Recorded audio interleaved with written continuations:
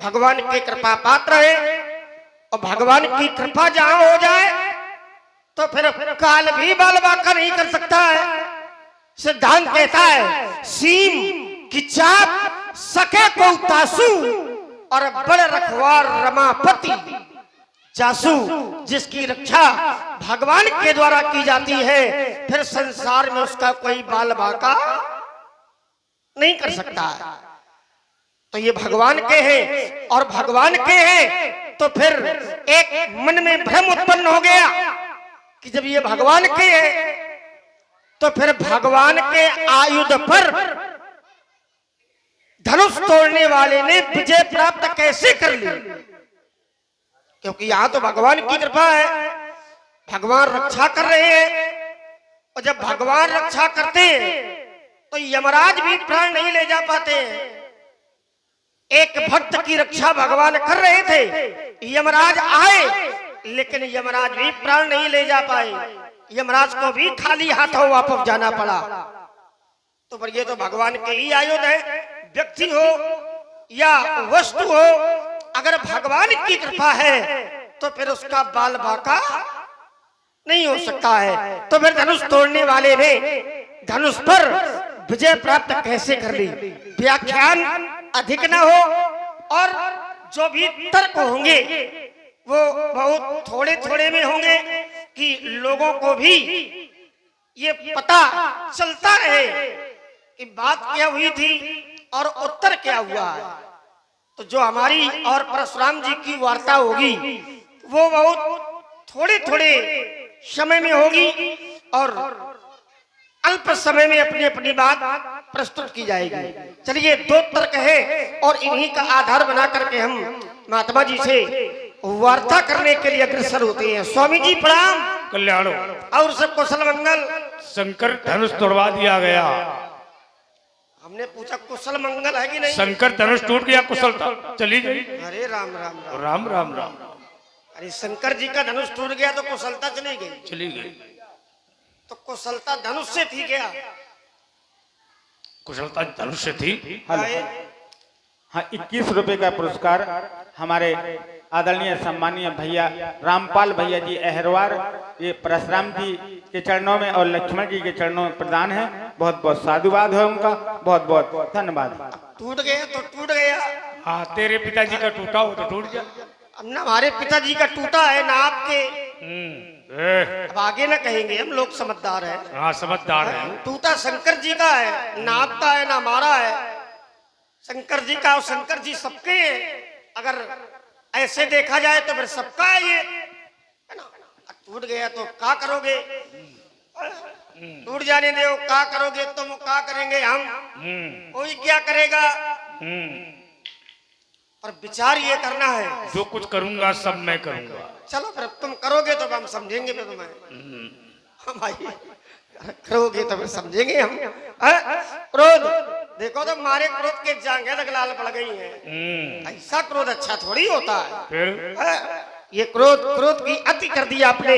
और महाराज, अगर क्रोध की अति कर दी तो यहाँ तो केवल एक टूटा है। हमने बाल काल में एक नहीं, दो नहीं, तीन नहीं, अवल की भाव धरवी तोड़ी लड़खाई, तब कबो न आश्रिस आश्रिस आश्रिस कसरिस आश्रिस। ऐसा क्रोध नहीं किया गया। क्रोध तो आपने किया पर ऐसा नहीं किया। क्या कारण है?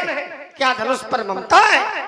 और अगर ममता है तो ममता का कोई न कोई हेतु होगा, ममता का कोई न कोई कारण होगा, ममता के मूल में कुछ होगा। मैं जानना चाहता हूँ आदरणीय परमादरणीय प्रातस्मरणीय श्रद्धे परम श्रद्धे आचार प्राचार, ब्रह्मनिष्ठ तपोनिष्ठ ब्रह्मचारियों में सर्वसत्ता प्राप्त करने वाले नैष्ठिक ऊर रेता बाल व्यास और बाल ब्रह्मचारी जी महाराज, मैं जानना चाहता हूँ ममता का कारण क्या है? अच्छा, सनातन धर्म प्रेमी और शंकर जी का भक्त, सनातन धर्म प्रेमी हो और शंकर जी का भक्त हो, राम का भक्त हो। अच्छा, कोई कसाई अगर गाय को काट रहा हो तो ईमानदारी से बताओ, तुम लोग विरोध करोगे कि नहीं करोगे? जल्दी बताओ, हाँ या ना? करोगे ना? और करना भी चाहिए। देखो, मैं उत्तर नहीं कर रहा, समाज से उत्तर आ रहा है। अर्थात सनातन धर्म में चोट करना ये विरोध ही है।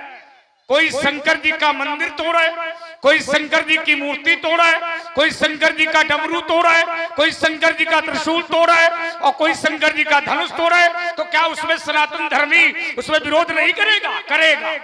और शंकर जी का जब धनुष तोड़वाया जा रहा था तो सनातन धर्मी अने साधु विरोध कर रहे थे। राजकुमार ये कह रहे थे कि शंकर के धनुष को न तोड़वाया जाए। ये साधु कह रहे थे बिन भंजऊ भव धनुष विशाला तो मेली सी अमुख उर्माला। साधु कह रहे थे शंकर के धनुष को न तोड़वाओ, लेकिन क्या राजा माना? नहीं माना। तो अपराधी है कौन? सो बिलगाय बिहाई समाजा नत मारे जई है सब राजा। तो साधु थोड़ी मारे जाएंगे, राजा मारे जाएंगे। अब वो राजा मारे जाएंगे जो धनुष तोड़ने का पूर्णतया प्रयास कर रहे थे। भूप सहस्त्र एक 12 और लगे उठावन टरई ना टारा। विचार करो, है ना? तो शंकर जी का चाहे मंदिर तोड़वाया जाए और चाहे शंकर जी का डमरू तोड़वाया जाए और चाहे शंकर जी का धनुष तोड़वाया जाए, ये तो पाप है, इसको पाप ही माना जाएगा। विचार करना। दूसरी वार्ता एक तुम्हारी निकल के आई। तुमने कहा कि परशुराम जी आपका आगमन तो धरती में होता है अधर्म का विनाश करने के लिए और धर्म की स्थापना के लिए। और तुमने गीता का चौथे अध्याय का 7वां 8वां श्लोक भी तुमने पढ़ा। उसको पवित्राणाय साधूनाम विनाशाय दुष्कृताम और धर्म संस्थापनार्थाय संभवामि युगे युगे। तो परमात्मा जब धरती पर आता है तो वो क्या विचार करके आता है? विचार करो, क्या विचार करके आता है? वो विचार करके आता है कि तुम भी सुखी रहो और हम भी सुखी रहे। क्यों? ये तो विचार करके आता है। और जो अच्छे लोग होते हैं उनके अंदर ये धारणा होती है, विचार होता है कि तुम्हारा भी बन जाए और हमारा भी बन जाए, तुम भी सुखी रहो हम भी सुखी रहे, तुम भी जियो और हमें भी जीने दो। ये अच्छे लोगों का नियम है, विचार करना। लेकिन राजा जनक का यह नियम नहीं था। राजा जनक का यह नियम था कि हमार बन जाए तुम्हारा सत्यानाश हो जाए। राजा जनक का नियम क्या था? हमारा बन जाए और तुम्हारा सत्यानाश हो जाए। ऐसे भी समाज में लोग होते हैं जो सिर्फ अपना बनाने के लिए दूसरे का बिगाड़ते हैं और दूसरे का बिगाड़ करके अपना बनाते हैं। तो जो दूसरे का बिगाड़ करके अपना बनाता है तो उसे धर्मी नहीं माना जाता, उसे सनातन धर्मी नहीं माना जाता, उसे प्रशंसा के योग्य नहीं माना जाता, उसे पाप के रूप में ही माना जाता है, अर्थात उसे अधर्म के रूप में ही माना जाता है। विचार करना। तो शंकर का जो धनुष तोड़वाया गया है ये राजा जनक ने अपनी बेटी के लिए तोड़वाया है। किसके लिए? बेटी के लिए। और राजा जनक कह भी रहा था काहू काह यह लाभ न भावा और काहू न शंकर चाप चढ़ावा। और जो शंकर के धनुष को तोड़ेगा तो त्रिभुवन जय समेत वैदेही, जो शंकर के धनुष को तोड़ देगा मैं अपनी कन्या अर्थात मैं सीता उसे प्रदान करूंगा। तब विचार करो, ये सीता के लिए शंकर जी के धनुष को प्रदान कर दिया गया, ये अन्याय है कि न्याय है? जरा विचार करना। अन्याय है कि नहीं है? अपनी बेटी के लिए शंकर जी के धनुष को तोड़वाना ये न्याय है ये अन्याय है? विचार करना। कोई स्वेच्छा से, है ना, स्वेच्छा माने अपनी इच्छा से अपने शरीर का दान कर दे, अपना मंदिर दान कर दे, अपनी गाय दान कर दे तो उसमें तुम्हारा अधिकार है। लेकिन जबरदस्ती किसी को छीनना, किसी को मारना, किसी का तोड़ना ये न्याय नहीं अन्याय है। विचार करना लक्ष्मण, इसे अन्याय ही माना जाएगा। तुमने कहा बहुत धनुई तोड़ी लड़काई, मैंने बाल्यावस्था में बहुत सारी धनुइयां तोड़ी है। देखो अगर लड़का अगर खेल खेल में कोई अस्त्र शस्त्र तोड़ देता है तो बड़े बुजुर्ग लोग उसमें ध्यान नहीं देते हैं, कह देते हैं चलो हटाओ लड़का। देखो लड़का को अगर खिलौना नहीं दोगे तो वो लड़का थोड़ी देर रोएगा। क्यों रोएगा कि नहीं रोएगा? लड़का को अगर खिलौना नहीं दोगे तो वो थोड़ी देर रोएगा, लेकिन अगर तुमने संस्कारों का खिलौना उसे नहीं दिया तो वो जीवन भर रोएगा। कितना बड़ा अंतर है। इस खिलौने के अगर नहीं दोगे, विचार करना, तो लड़का थोड़ी देर रोएगा, लेकिन माता पिता अगर संस्कारों का खिलौना नहीं देंगे तो वो लड़का जीवन भर रोएगा।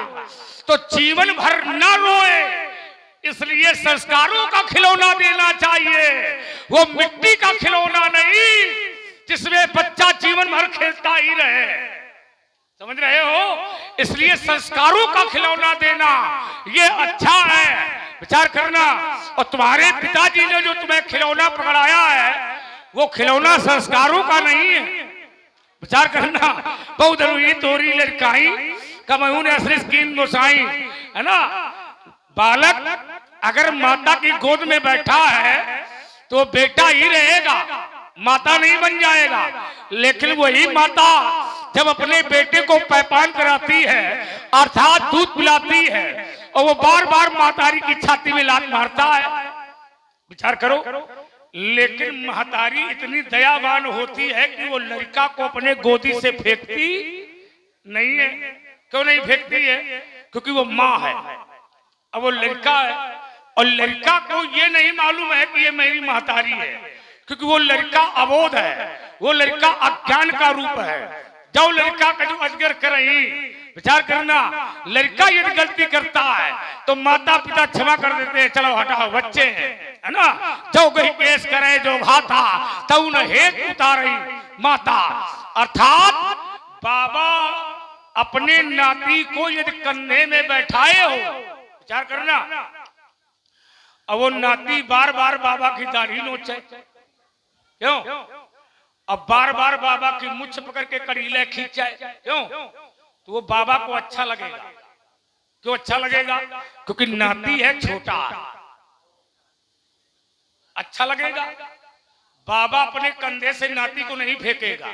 हाँ, वो तुम्हारे जैसे बाबा हो तो कहा नाती का उठा के फेंक ही दे, ये हो सकता है।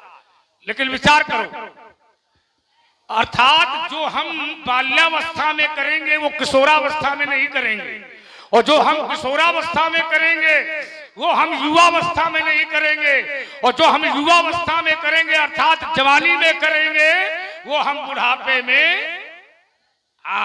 इसलिए अवस्था देखकर व्यवस्था करनी चाहिए। जो हम जवानी में कर ले जाएंगे वो बुढ़ापे में नहीं कर पाएंगे।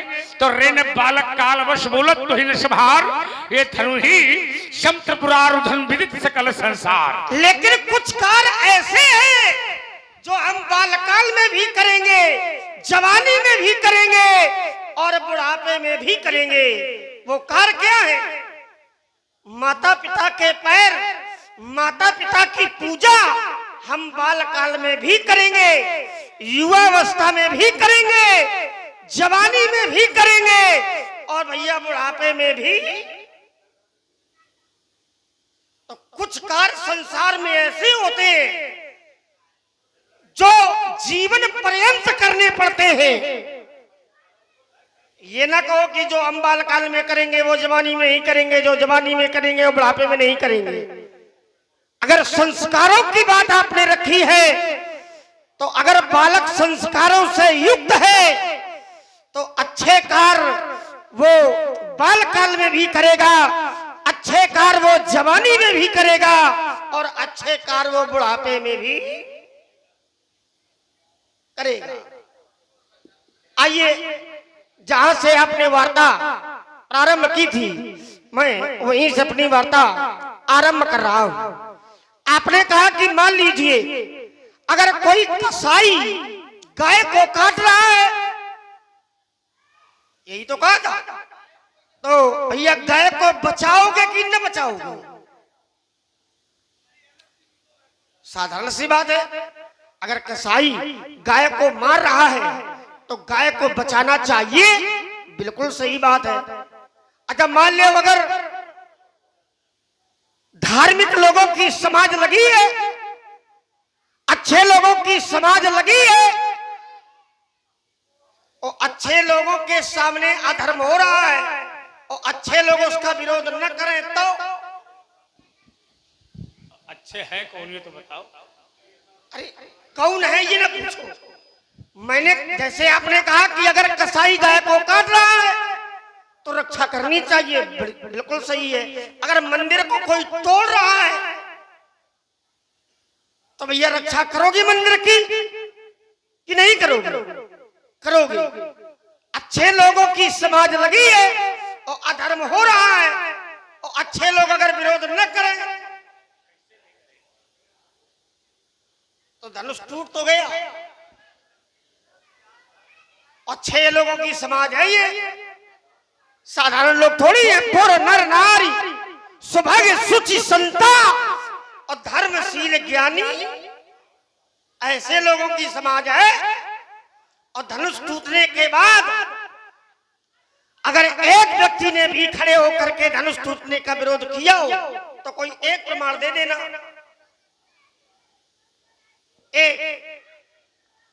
अच्छे लोगों की समाज है ये। और भैया धनुष का खंडन हो गया तो जैसे कसाई से गाय की रक्षा करनी चाहिए तो फिर यहाँ के लोगों ने, यहाँ के संतों ने, यहाँ के महात्माओं ने, यहाँ के ब्राह्मणों ने धनुष की रक्षा क्यों नहीं की?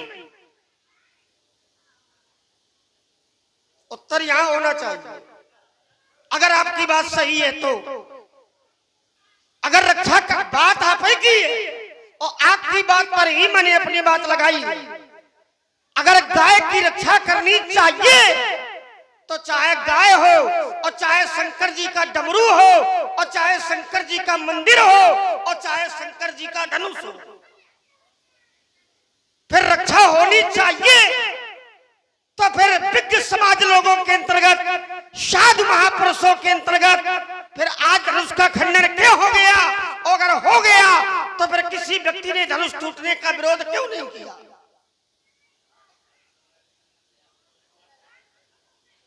इसलिए महाराज कुछ बातें ऐसी होती हैं जिन पर चिंतन करना पड़ता है, जिन पर विचार करना पड़ता है। चलो एक बात बताओ, अगर आपके गांव का मंदिर कोई व्यक्ति तोड़ देगा तो भैया मंदिर तोड़ने वाले व्यक्ति के साथ आप लोगों का व्यवहार कैसा होगा? जिसने मंदिर तोड़ा है तो मंदिर तोड़ने वाले व्यक्ति के साथ में आप कैसा व्यवहार करोगे? उसकी आरती उतारोगे क्या?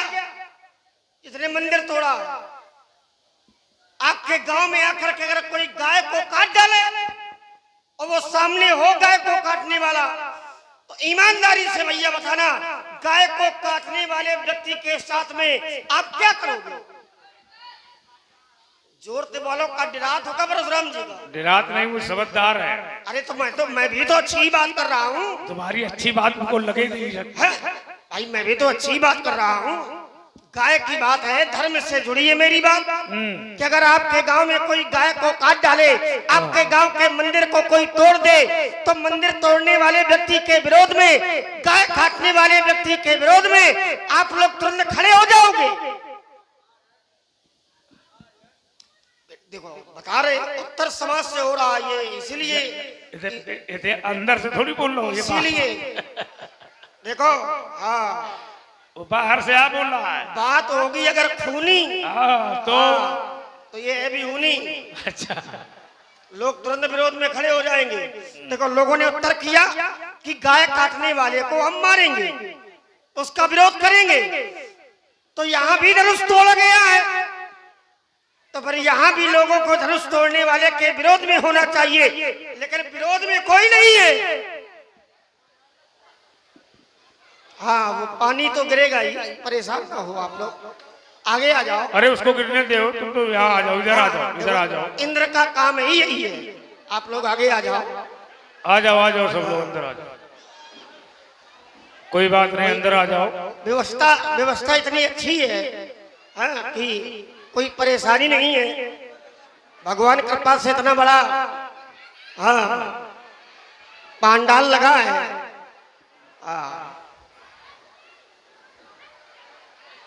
ये बात। अरे कुछ लोग यहाँ खड़े हो जाओ, कुछ लोग ऐसे आ जाओ। ये बात। और ज्यादा देर गिरने वाला नहीं है, 2-4 बूंदे हैं। और जहाँ यज्ञ होती है तो वहां तो वर्षा होना भी चाहिए, मंगल का सूचक है। मंगल का सूचक है। वाह। सुबह और पानी न गिरे इसका मतलब कार्य सफल नहीं हुआ। और यज्ञ में अगर हाँ वर्षा हो जाए तो फिर ये समझो कि आपके गांव का कार्य सफल हो गया। और ये भी यज्ञ है। अब बाबा जी भले लो आलंगन लिए खड़े हैं तो कोई बात नहीं, पर है तो यज्ञ ही। अब हाँ ये तो जब करे तब ठीक है। सब बैठ जाओ भैया।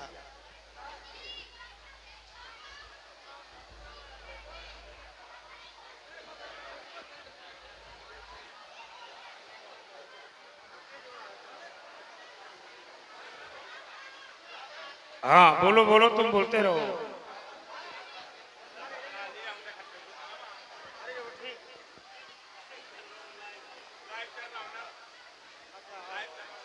हाँ बोलते रहो। वर्षा है, व्यवस्थित हो जाने दो। नहीं नहीं बिल्कुल व्यवस्था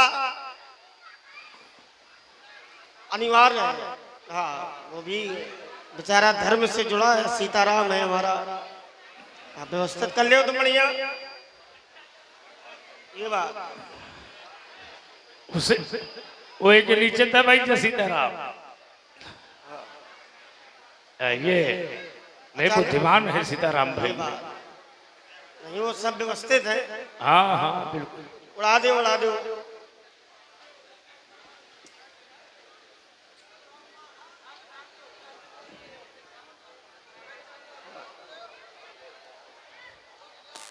चलो इसको भी आगे कर लो।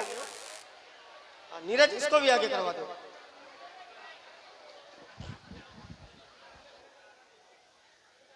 थोड़ी बहुत तो बाधा आती ही रहती है, उसके लिए कोई बात नहीं।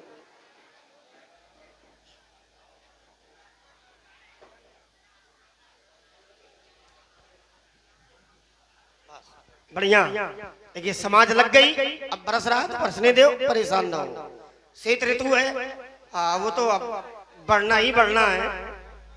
आइए, बहुत बढ़िया समाज लग गई है। और वैसे भी इस ग्राम की समाज बहुत अच्छी है।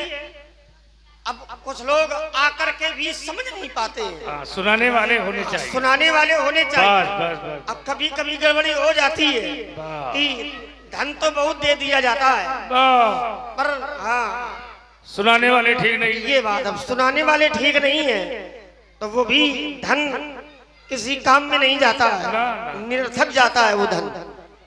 इसलिए ये जो ग्राम है बिहुनी, ये बहुत ही अच्छे लोगों का ग्राम है और सुनने वाले लोगों का ग्राम है। ये बड़ी प्रसन्नता होती है कि हमारे बुंदेलखंड में 2-3 ग्राम ऐसे हैं जहाँ बहुत अच्छे श्रोता हमें देखने को मिलते हैं। और बिहुनी उनमें एक हाँ अद्भुत ग्राम है जहाँ इतने अच्छे श्रोता केवल परशुरामी के हैं। हर साल ये देखो, ये अयोध्या से आया, अल्लाह न मजाना धमकी देता है लक्ष्मण, धमकी दे रहा है। ये परशुराम जी हैं। कह दो अभी कह रहा था जहाँ है खूनी वही है बिहुनी। अरे ये धमकी देता, ये बच्चों का दोष नहीं है। हाँ। इन्होंने रात में एक देखा। क्या देखा? एक को देखा बड़ा पेट वाला आया था, पेटू राजा। तो छोटे छोटे बच्चे हैं। हाँ तो वही ये बच्चे हमारे पास खड़े होते, ये दूर खड़े इसलिए तो डरते हैं कि ये फरसा लिए हो ना। ये इतना अंतर है उसमें। ये पेटू राजा नहीं है, परशुराम जी हैं। चुप रहो, बताना पड़ता है, बच्चे हैं और संस्कार देने पड़ेंगे। सुन रहे बहुत ही सुंदर वार्ता प्रभावित हुए आदरणीय श्री मुरलीधर जी राजपूत गुरु मोहाल बिहुनी कला, इनकी ओर से 101 पुष्पोद्राएं भार्गव श्री परशुराम जी के चरणों में और लखनलाल जी के चरणों में सादर समर्पित है। साधुवाद। आइए, तो कहने का तात्पर्य है कि अगर अधर्म व्यक्ति के द्वारा किया जा रहा है उतारी जाती है। आज तक के सिद्धांत में न तो कहीं ऐसा देखने को मिलेगा और न भैया ऐसा कभी सुनने को मिलेगा कि अपराधी के द्वारा अपराध किया जाए और अपराध करने वाले व्यक्ति की आरती उतारी जाए, अपराध करने वाले व्यक्ति की पूजा की जाए। पर धनुष तोड़ने वाला ऐसा है जिसके कार को देख करके सभी संत महापुरुषों के द्वारा आरती भी उतारी गई, जय जयकार भी की गई।